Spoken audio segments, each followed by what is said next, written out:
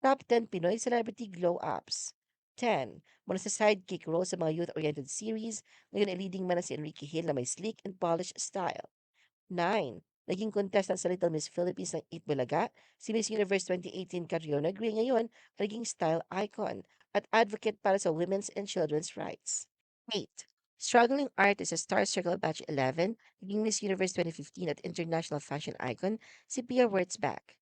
7. Mula sa pagiging comedy bar performer, naging fashion icon, movie superstar at successful TV host si Vice Ganda. 6.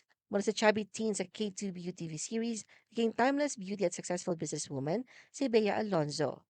5. Mula sa mahiyain probinsyana sa PBB Teen Edition, si Kim Chiu ngayon isang confident, fashion-forward leading lady and TV show host.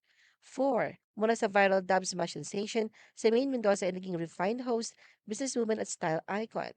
3. Si Alden Richards na mahiyain at payat na maguhan noon, ngayon ay isang top leading man at multimedia entrepreneur. 2. Nagsimula si Catherine Bernardo bilang child star, ngayon ay box office queen na may refined and elegant style. 1.